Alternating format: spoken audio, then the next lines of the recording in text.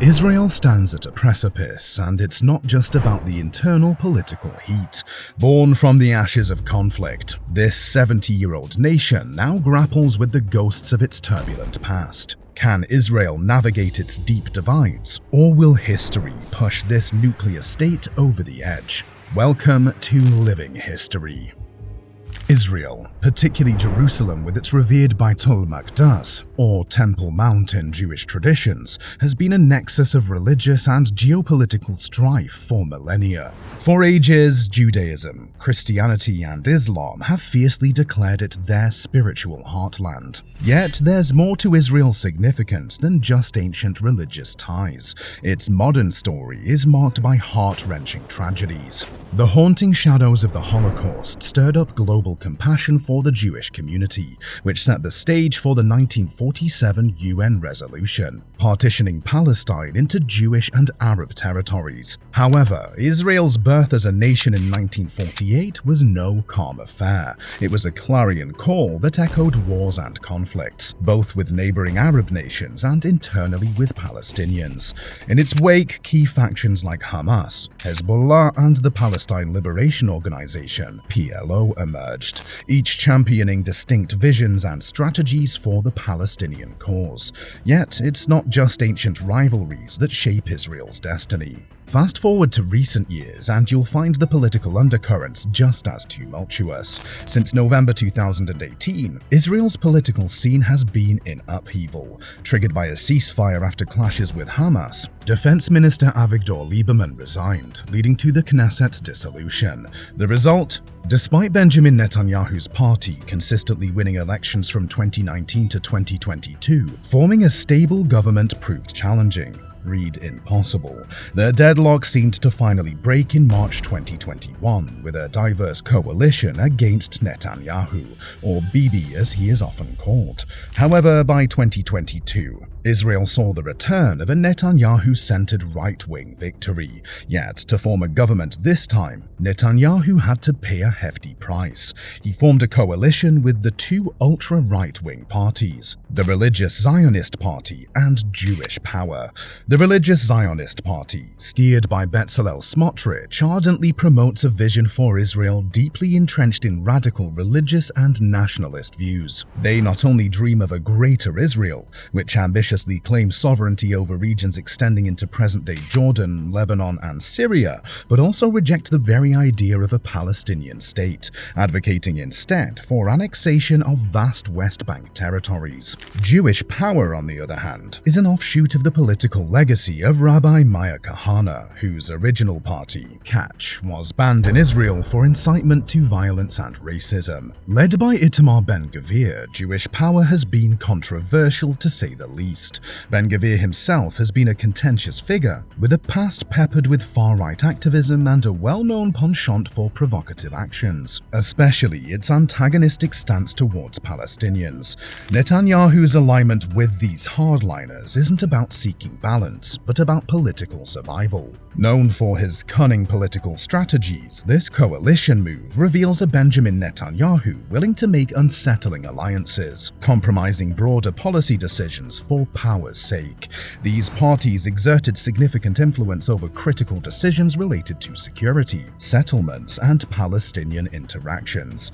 Consequently, Bibi often found himself conforming to the preferences set by Smotrich and Ben-gvir, or risk destabilizing his own government. In essence, the coalition, which was intended to provide political stability, ironically introduced a further layer of unpredictability and extremism in Israel's governance, with Netanyahu's hands often tied by the very partners he had chosen to ally with. The controversial judicial reform of January 2023 exemplifies the influence of Netanyahu's coalition partners. Initiated under the banner of judicial evolution, the reforms were more than a mere amendment. They represented a seismic shift in Israel's judicial landscape.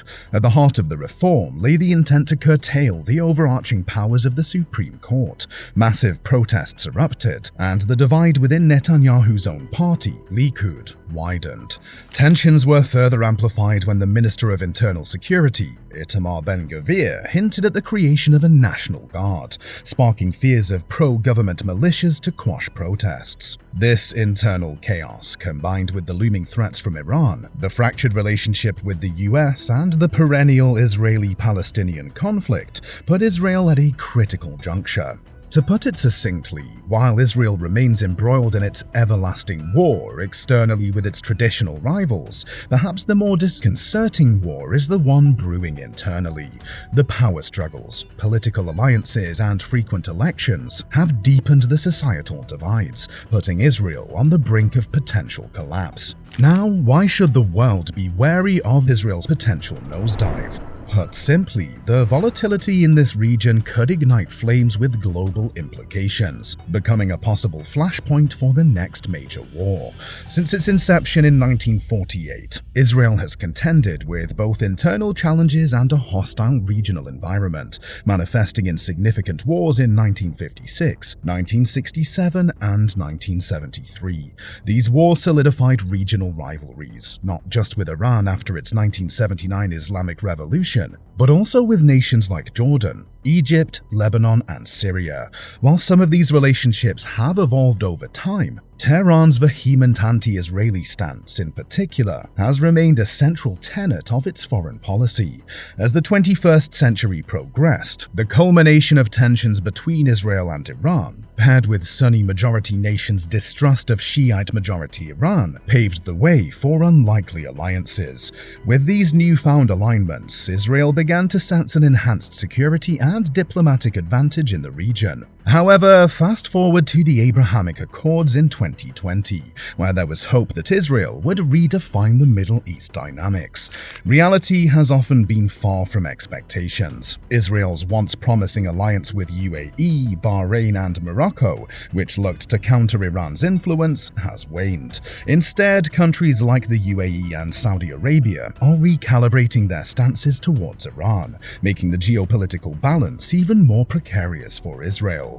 Speaking of Iran, the specter of its nuclear ambitions also looms large. While the Trump administration's maximum pressure strategy against Iran didn't yield the desired results, the Biden administration's attempts at negotiation have also hit a wall. Hence, Israel finds itself cornered, with its strategy against Iran becoming increasingly ineffective.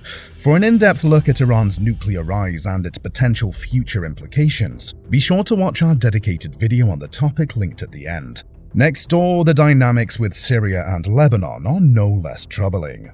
Assad's regime in Syria, once on the brink, has not only survived but is also gaining legitimacy among Arab nations.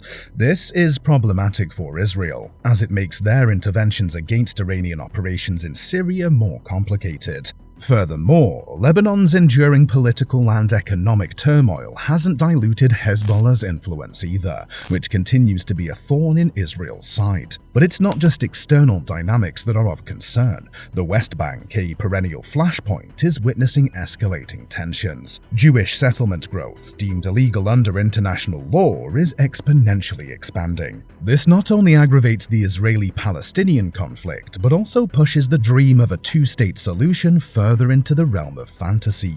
Alongside this, the Palestinian political landscape is fracturing. A weakened Palestinian Authority, the rise of radical groups like Hamas, and tensions between Jewish settlers and Palestinians are volatile ingredients. Even a minor spark in this tinderbox could trigger a devastating chain reaction. While Israel's military prowess is renowned, it's their nuclear capability that adds a dimension of unparalleled peril to the situation. Think of it this way. With the region's various actors being so interconnected, any significant altercation can quickly escalate, pulling in multiple stakeholders, each with their vested interests. The stakes, not just a regional skirmish, but a conflict with worldwide implications. For instance, let's examine the recent rhetoric from Israel towards Hezbollah and, by extension, Lebanon. Israeli Defense Minister Yoav Gallant's declaration that Israel could return Lebanon to the Stone Age in the event of a war underscores the magnitude of potential destruction we're discussing here. This is not mere political posturing. This is a dire warning in a tinderbox that's ready to ignite. If a spark were to ignite this volatile mix, say a mistaken airstrike or a calculated provocation, the Middle East could be plunged into a war, unlike any we've seen in recent history. So when we talk about Israel's potential nosedive and its repercussions, we're essentially pointing to a cascading effect, a series of events that could reshape the geopolitical landscape of not just the Middle East, but potentially the world. In such a scenario, the age-old adage, hope for the best but prepare for the worst, seems eerily appropriate. This is Living History, signing out.